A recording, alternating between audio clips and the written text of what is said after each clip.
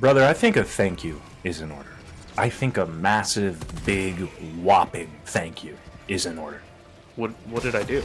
Not to you, jackass. Oh, To the devs that we love so much. To Papa Arrowhead. now that you mention it, I am thankful for Papa Arrowhead for three things. One, this beautiful game itself. Two, they listen to their players. And three, how they run this live service. So let's get into it. I mean it. I mean it from the bottom of my heart. I just want to thank these guys. Despite all the criticisms that you and I and everybody else that plays the game has, I think it's important to just get a message out there simply conveying thank you. Despite anything we might want more of or don't disagree or don't agree with, in the end, you gave us a beautiful game. And I want to say thank you. You know, I think that we specifically, I mean, we try not to complain, but we do offer a lot of constructive feedback. You know, I'm looking in front of me at the two other conversations we're going to have, and one is the things we want, and it's the other things we want to complain about. And, you know, the general called us out for being spoiled little brats, but I agree with you, man. Papa Arrowhead deserves a thanks, just overall from how they run the game and just the game and what it is. So The game itself, from a sandbox game / shooter, it's just, it's next to none. Could I just say that?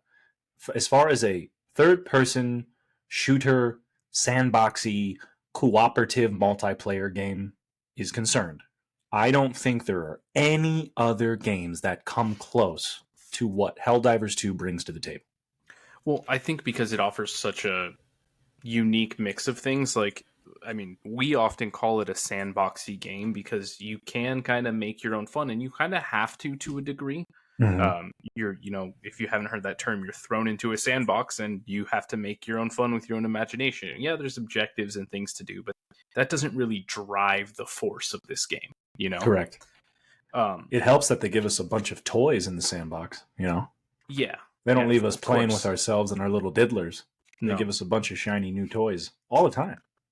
Well, I think what really like caught me about this game is it's kind of an extraction shooter. I would call it an extraction shooter. That sounds right. I would call it an extraction shooter, but I wouldn't necessarily say it's like any other extraction shooter because I feel like the other one, well, my biggest experience with another extraction shooter is probably Call of Duty. You know, like the DMZ modes where you're going around and you're accomplishing missions, and it's a little bit more free range in that you can do whatever you want and you're not dropping into except it's specific boring. mission. It's just boring. It's just a bore, one giant bore, and Helldivers 2 is just not that at all.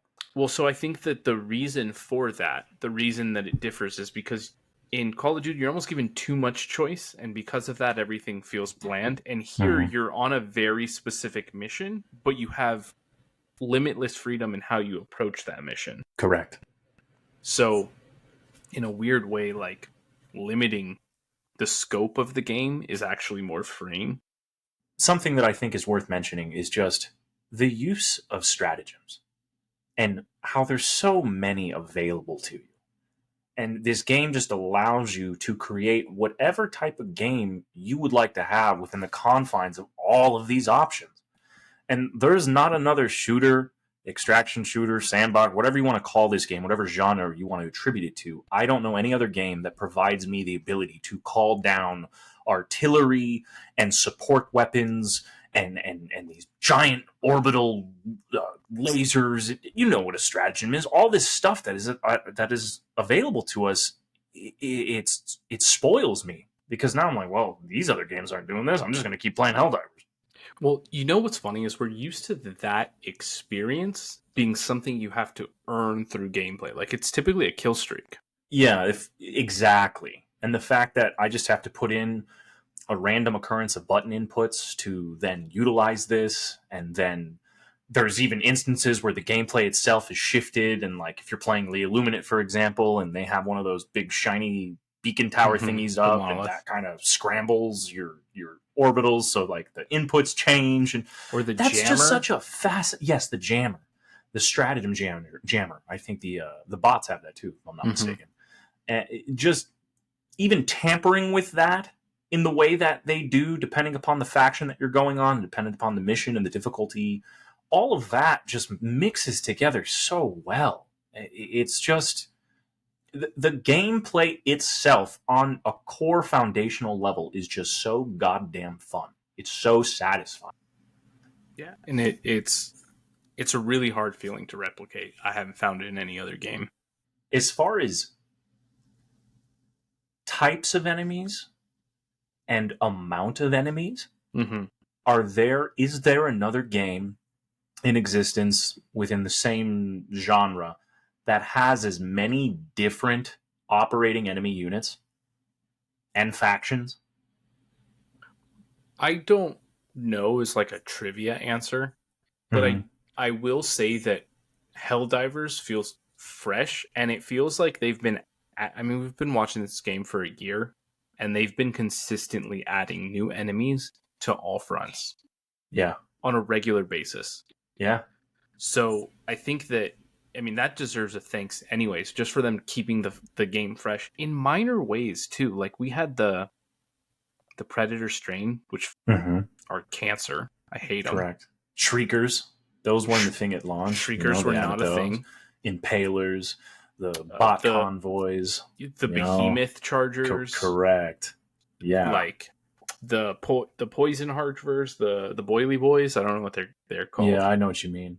You have obviously the addition of the Illuminate in Mhm. itself as the third faction when they came in, and then now you have another update on top of that, and they have new units. And the flame bots too. Yeah, That's a thing. Mm-hmm.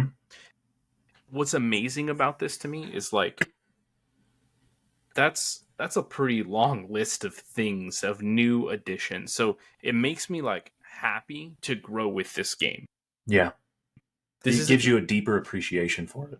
You have a developer studio that I like to think actually listens to us. These guys are tuned in. They're in touch with their community to a pretty decent degree, if I don't say so myself.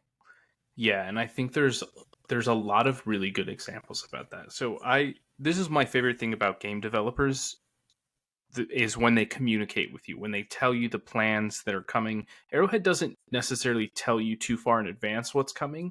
This is one thing that I really do like about game developers is when they communicate with you, like just in general, but ideally their plans in advance. And Arrowhead doesn't necessarily communicate their plans in advance, but they do listen to us because, I mean, prime example is the 60-day update. About almost a year ago now, this game was in like a kind of rocky state, and people didn't quite know if they wanted to play it or if they should. The guns felt unbalanced. They all felt too weak, yada, yada, yada.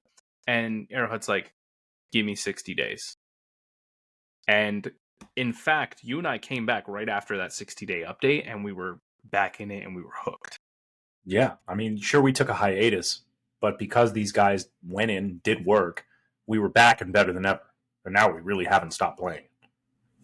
Right, and they gave us, I mean, they just bluntly gave us what we wanted. Better weapons, here you go. And they even made like a little story thing. I think there was some story thing where people were sabotaging the ammo and they got captured.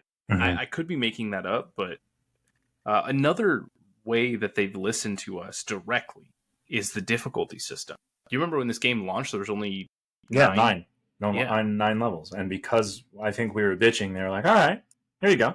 The specifics of that were that the level 9 difficulty was glitched in some way. I don't remember what it was, but it had to do with the way that reinforcements spawned. And it resulted in level 9 difficulty being harder than they anticipated it to be, right? Mm-hmm. So, we were baptized by fire. We drop in level 9s. We're getting cooked left and right. Then all of a sudden they make the game a lot easier. And people are like, what the hell? Like, sure, you fixed the glitch, but where's this hard game that we were looking for? Yeah. And their solution to that was very quickly after, okay, you want a hard game, we'll give you a level 9 unbugged on fucking steroids. Gave us level 10. It just comes down to perspective and what mood you're in. As we've said before, this game is so modular and you can enjoy it in so many ways. Because quite frankly, if you have the right crew and the right mindset, you can enjoy any level. We will happily drop in on a level 4 or 5 and just coast and just enjoy the game. But then we can also have an itch in our pants and go to level 10 because we want to collect samples and we just want to be pissed off and destroyed every second. Right.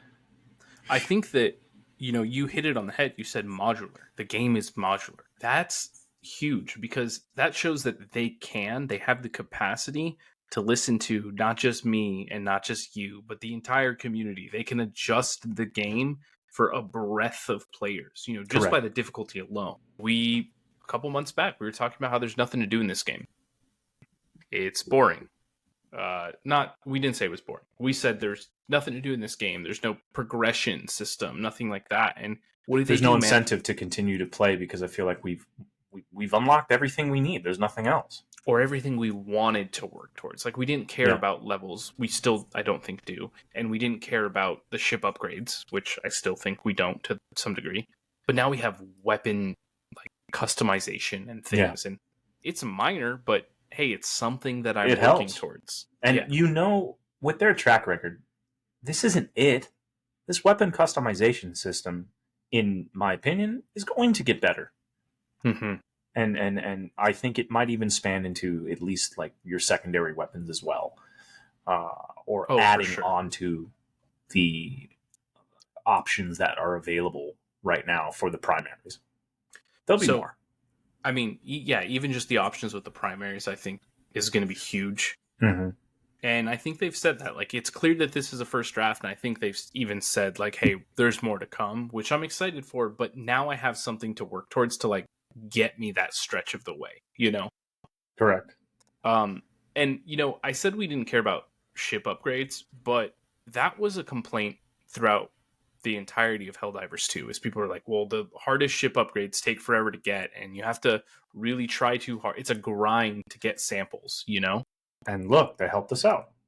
The last three, last two for sure, maybe the last three boosters have all been sample related. And if you take them in conjunction and you really want to be a crew that's farming samples, you can do it very easily now. Yeah. And I mean, we've done it several times now, and we're left with very bountiful harvests.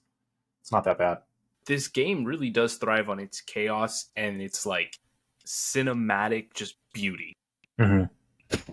And I think that's one thing that constantly just takes me away in this game is the things that you see happen in this game organically are things that you would watch in a movie.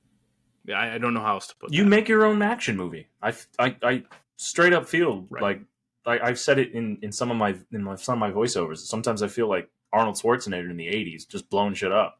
I feel like we're in an action movie, man. I want to talk about the live service aspect of this game because I think it's very important. Just in the current world of gaming that we live in, live service is every game, and most of them don't do it right. But Papa Arrowhead is doing it right, and I think what there are two key things that they're doing. First one is their cosmetics.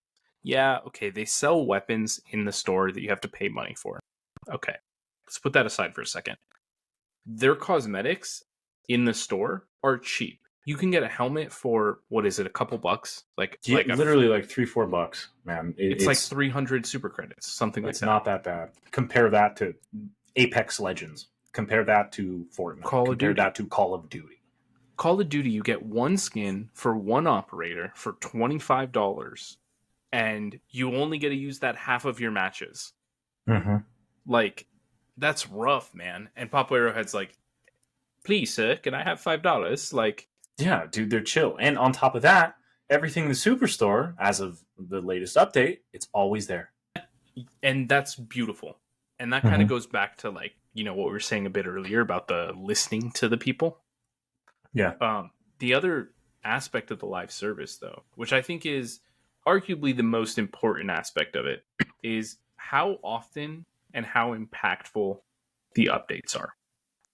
So Helldivers released on the plan of we're going to give you one warbond a month. And I think that between the community and Arrowhead, they decided that was not enough. But they've been consistently giving us like one warbond every 6 weeks. Yeah.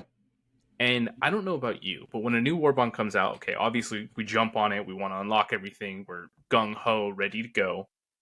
And I kind of taper off as the warbond, like as I've had my fun with it and done my thing. And 6 weeks feels like the perfect time to hit me with another one. Correct. It's not too much. It's not too little. They kind of just hit the sweet spot. Right. like you give me like a week, maybe 2, where I'm like, okay, I'm not hooked on this game. I don't need to play it every single second.